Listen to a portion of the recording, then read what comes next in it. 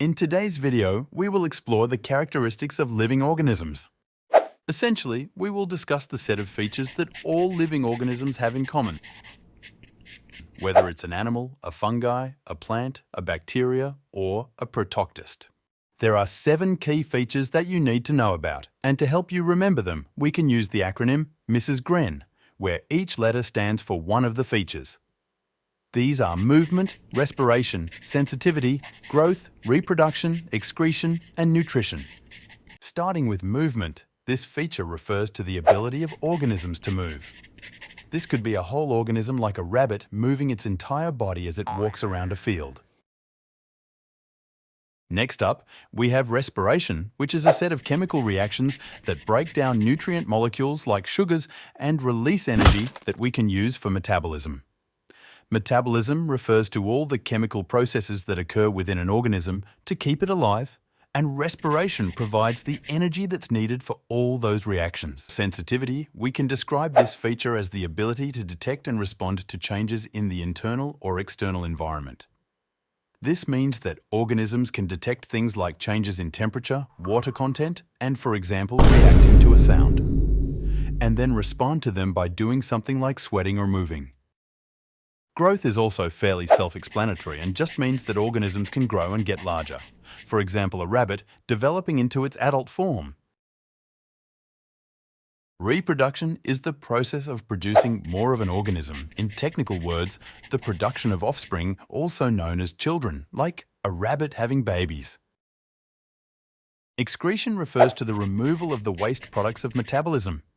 This means getting rid of waste products like urea and carbon dioxide, which we produce but don't need. Excretion also refers to adjustments of substances in excess. These are substances that we need, but as we have in excess, we can remove some of them. This would include things like water and mineral ions. Finally, nutrition is the taking in of nutrients for energy, growth, development, and repair. For most animals, this means eating and drinking to get all the nutrients and energy that we need. It's worth noting that something is considered a living organism if they have all 7 characteristics. Non-living things may also have some of the characteristics. For instance, a truck can move and a snowball can grow. Now, I want you all to try some questions to test your understanding about the topic. Please feel free to pause the video and try them by yourself before I tell you the answers. Now, let's go over the answers so you can see which ones you got right. What is the name of the process where waste is removed from an organism? The answer to this question is excretion. Describe the process of respiration. Respiration is the set of chemical reactions that break down nutrient molecules like sugars and release energy that we can use for metabolism. Is a fungi a living organism? And explain why not? Yes, because it can do all 7 characteristics. Is a car a living organism? And explain why no? No, because even though it can do some of the characteristics, such as moving, it cannot do all 7. Now, let's face the more challenging questions aimed at grades 8 and 9. The fluid inside a starfish has a different concentration of ions to the seawater around it. The starfish has special pumps to keep the concentration of certain ions in its internal fluid at the right level. Explain how this is further evidence that a starfish is a living organism.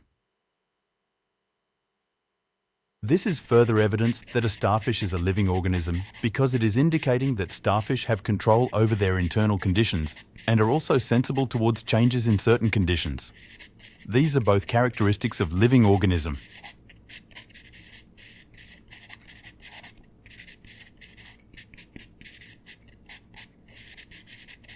That's everything for this video.